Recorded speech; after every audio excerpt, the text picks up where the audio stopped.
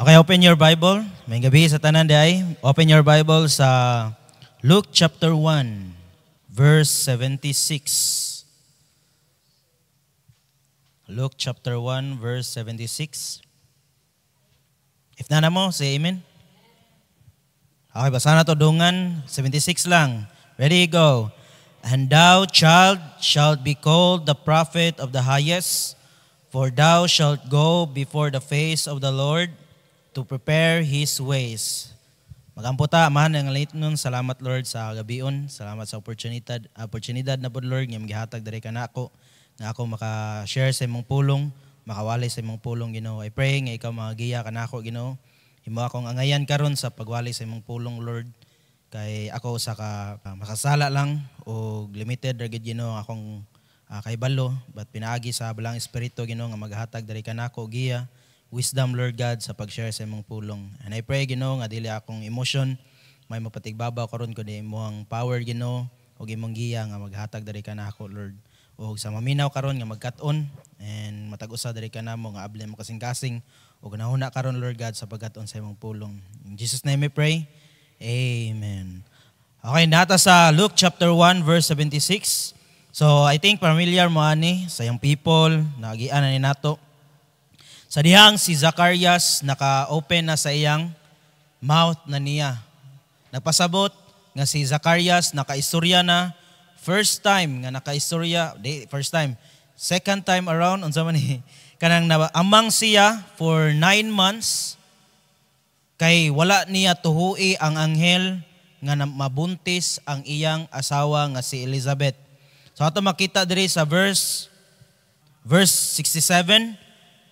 And his father, Zacarias, was filled with the Holy Ghost and prophesied, saying, kaya nga nakakuan man ni siya, sa dihang naka-open na ang baba ni Zacarias, siya wala pagid siya kahinuklog no nga power gini sa Ginoo akong nabatian kay naamang gid ko for how many months. So karon sa verse 67, nakuan diri nga si Zacarias nga unbelieving nga si Zacarias nahimo ng filled with the Holy Ghost. Kaya na-experience niya ang milagro sa Ginoo gyud nga ang power sa Ginoo tungod sa unbelief napunta gyud diha niya. Kay tungod ana Zacarias sa imong unbelief paamangon ti ka. So diha sa verse 68 hantod sa verse 75 gi-praise ni Zacarias walay lain kundi ang Ginoo. Na tinuod ang giingon sa anghel nga nabuntis ang iyang asawa nga si Elizabeth nga pila na edad, tiguwang na, imposible kaayo nga mabuntis pero for with God, nothing shall be impossible. Mutuo ba ta na sa atong kinabuhi na? Kay si Zacarias, ting tuo na.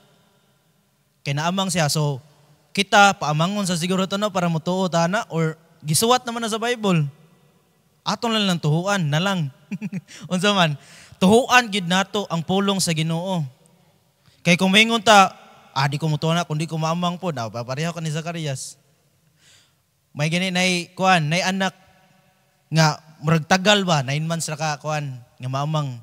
Kay kung di pagid ka mutuo, ana pagyud nga nganlan nagjan pagyud, kung di to manganlan og jan agoy. Si Zacarias dili gid to kay istorya hangtod sa hangtod. Pero pasalamat to sa Ginoo na fulfill ang giingon sa Ginoo diha kang Zacarias ug atong na-experience karon. Pero ang atong kuano na ni karong gabi una, kita nahimo naman tang anak sa Ginoo kaha. Ambot lang ninyo, wako kabaw ninyo. Nahimo na ba ka mo? Kung kita nahimo tang anak sa Ginoo, sa dihang ning praise si Zacarias, iyang giingnan ang iyang anak mismo sa verse 76 ang atong gibasa ganiya. And thou child, ginaungnaong niya si John, ikaw ra ba hinungdan nga na amang ko. And thou child, nga atong kuha na itong kagulingon ba, kita anak ta sa Ginoo. Unsa man atong buhaton. Nakimo nung kung Kristiyano, nahimo man akong kinabuhi, wala may kalinaw, hinuon, wako kabaon sa akong buhaton sa diyang na Christian ko. Pero sa pagkagod nga amahan ni Zacarias, iyang gigiyahan, bata pa lang yun. Si John ani, and thou child shall be called the prophet of the highest, for thou shalt go before the face of the Lord to prepare His way. So, sa dihang na anak ta sa Ginoo, unsa tong buhaton, giingon day, go. Sa dihang nahimot ang anak sa Ginoo, ning angkon ta nga atong gituhuan si Kristo na matay na lubong ug nabanhaw, gikumandan ta nga mo-go. Sa atong kinabuhi, ning go ba ta? Ning go ba ta nga mapakita nato sa mga tao nga naa kay Kristo sa imong kinabuhi bisan wala na nag-abli imong baba?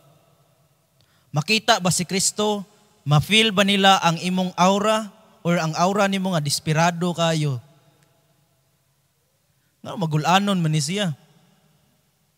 Ngano sa una ni-apil siya, kanang wa siya ni-apil ang tapuka, malipayon man kay aura. Jolly man kayo. Kuwang na lang Jollibee, kuwang na lang mo. Kuan may imong mascot sa Jollibee. Pero sadya kayo sa dihang na-convert siya, nahibaw-an siya nga nahimo siyang Kristohanon. Naa ni proclaim siya nga anak siya sa Ginoo. Ninggo tinuod siya pero desperado lagi nga kinabuhi lagi. Walay tumo nga kinabuhi pero giingon diri ikaw nga anak sa Ginoo. Giingnan si John diri nga atong ibutang atong kaugalingon ba. Go dito sa kalibutan. Ipakita si Kristo. Ayo ipakita ang imong kaugalingon. Kay kita makasasala kita mosugot sa dili. Gitaytulan ko ni thou child of God. Thou child of God, mugo ba ka? Mugo ba ka dito sa kalibutan? Imong ingnon sila nga ayaw na diha sa butang nga dili makapahimaya sa Ginoo. Ayaw tuhui ang giingon sa tao, tuhui ang pulong sa Ginoo. Go before the face of the Lord to prepare His way. Si John ani lisod ni kay kung magprepare ka padung sa asa ka padung nga makaingon pa ka nga why siguraduan nga padulngan. Si John ay nagprepare si John sa coming of the Messiah, dili lalim. Pag-convert sa mga kasing-kasing sa mga tao nga pila ka years why Ginoo. Pila ka years ganing simba sa mga Diyos. Pila ka years nga nangalagad sa tao, wala nangalagad sa Ginoo. Mas giatiman ang tiyan kaysa pagpangalagad sa Ginoo. Mubalik na lang mi sa Egypt kay para makakaon mi dito, may pa dito, nay Bombay, nay ahos, kompleto pang spices dito. Makakaon pa migtaron kaysa diri sa wilderness. Mao na experience ni John. Kita mana ang preparation in town. Kung kita patong ni alsa sa cross na. Binugha lang gani, likramo na ta. Samot na ka sa cross, ang pag-prepare sa way sa Ginoo, lisod kaayo. Samot na si Kristo nga nag-prepare sa atong kaluwasan. Nya nahuman mapagyud. Unya ang mga Kristohanon di pagyud mo go. Thou child of God. Moingon ka nga anak ka sa Ginoo nya di ka mo go. Ningon ka nga anak ka sa Ginoo pero di makita si Kristo sa imong kinabuhi. Ikaduha, give. Unsa atong i-give sa verse 77? To give knowledge of salvation unto His people by the remission of their sins. Ato ba nang gi-give nila? Ato ba gitagaan nato sila og knowledge ana? Or ato silang gi-condemn? Awar ang baba o? Baba mga sa Kristohanon, di man gani madawat gani. How much more katong walay knowledge jud sa salvation nga gihatag sa Ginoo. Si John, giingnan sa iyang papa diri, nga puya pa gyud. 8 days pa. Pero gitagaan nagtahas. Kita, pila na ta katuig nga Kristohanon, naka-give na ba ta? Naka-share na ba ta? Naka-educate na ba ta nila? Nakahatag na ba ta nila knowledge nila about sa salvation? Lahi gid lagi ka no. Unsa day mo nakatunan day? Unsa day nanaa nimo nga wa nako? Mo na i-share na to, i-give na to ang pulong sa Ginoo. 78, through the tender mercy of our God, whereby by the day spring from on high hath visited us. So wala gid giingon i-give kung unsay naa nimo nga kinabuhi or imong kaugalingon imong ihatag nila, dili. Ang tender mercy of our God. Kay kita wa gitay mercy gyud. Wala tana. Another give sa 79, to give light to them that sat in darkness. Ato ba silang i-condemn sa ilang kinabuhi, kinaa sila sa darkness? Diin na sila makasala man na sila. Kita, nakadawat naman ta ni Kristo. Kita, kuha na lang ta diri. Mag-settle down na lang ta diri. Bahala na sila, ganaan na sila sa kangit-ngit, maguba na ilang kinabuhi. O ang gibutan po gito, set in darkness and in the shadow of death. Nga makuha na to, nga ang ilang kinabuhi, andam na gyud ang impierno nga mulamoy nila. Nga nagsunod-sunod na gyud ang impierno nila.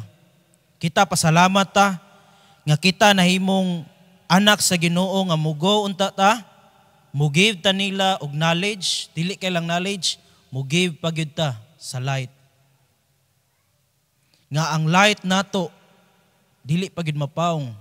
Ang light nato di unta nato ibutang under spying, muratag spy ba kanang unsa na secret Christian. Dili unta dapat atong isabwag, let your light so shine before men that they may see your good work. Lahi giglay no, giaway lagi ka pero smiling magyapon ka. Gipasakitan na ka, giilad na ka, kapila na ka giilad, kapila na ka maltrato na. Pero na makita, hayag lagi gyapon lagi. So mapakita ba na nato dito sa darkness? Uy, dark man ron, murag ako sa ni itago sa kuno akong light sa dili. Dapat i-give nato ang light nato nila pod na mahayagan ang ilang kinabuhi para ang shadow of death dili na magsunod-sunod nila. Kundi matagaan pod sila og light. Pass the torch. Kana dili lang kay go, give, second to the last, to guide.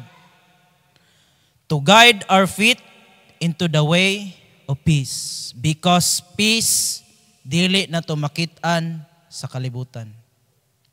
Ang kalinaw, naaragyod sa Ginoo.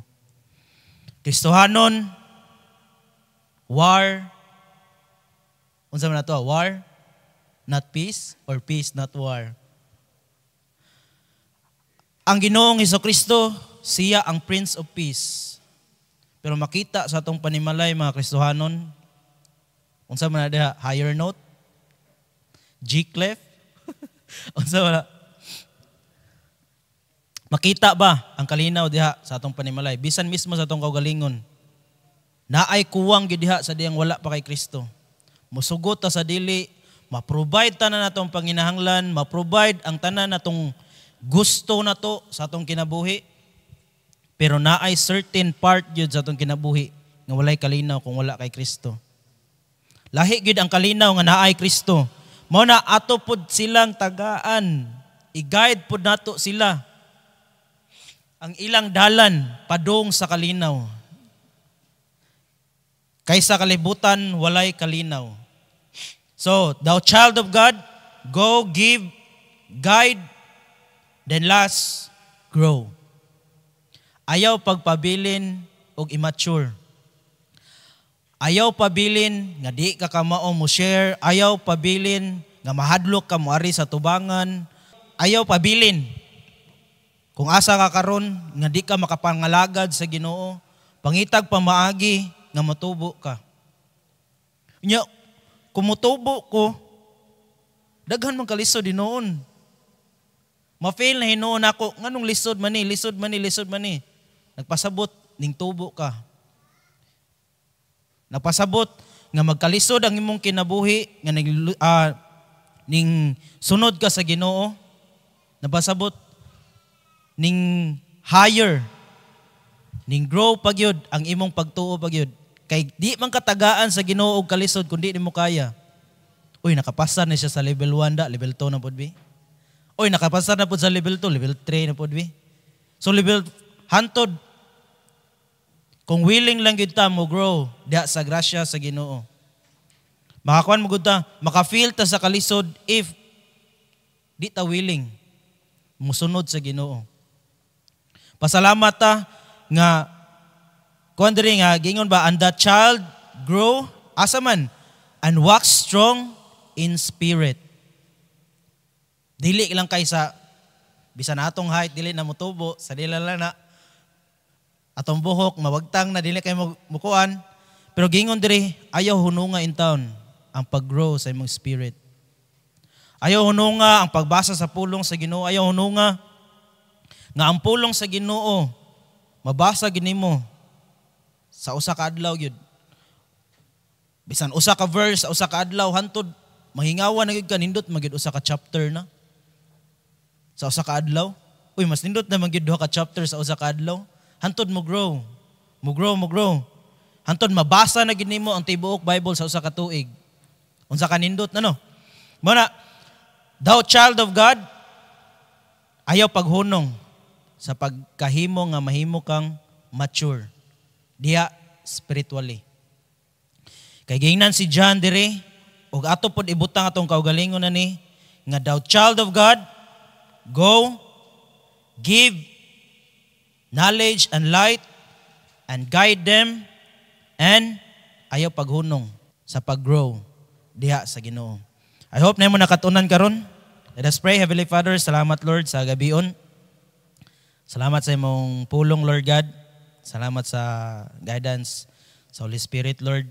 O salamat sa kinabuhi ni Zacarias, Ginoo, ni John, nga nimo na magpagtulunan ko ng gabion na, Lord. I pray nga walay lain mahimaya gyud sa among kinabuhi kundi ikaw ra gyud, Ginoo. Tabangi kami matag-usa kay dili gid mi exempted, Ginoo, nga dili kami kintalon sa yawa para among giampo, Ginoo, nga imong strength, imong wisdom o guidance by the Holy Spirit, Lord God, nga ma-overcome na mo ang mga challenges sa among kinabuhi, Lord, nga mapaduol kami diha kanimo, nga ma-willing kami to grow, nga to give, Ginoo, and to guide, and to go dito sa kalibutan, nga mapakita kanila ang imong kahayag, Lord. Ug dili nila makita kung kinsa mi, apan makita si Kristo sa among kinabuhi, Lord. Tabangi matag-usa nga maginampuay o magdinasigay, Lord, da sa imong gugma. Amoy tugyan da kanimo karong gabion na, Lord, ikaw makastrengthen ni pastor, makahatag boldness and power, Ginoo, sa pagwali sa imong pulong. Nung himaya ang madawatan na mo ibalik da kanimo sa Kristo Jesus nga mabugto manaluwas. Amen.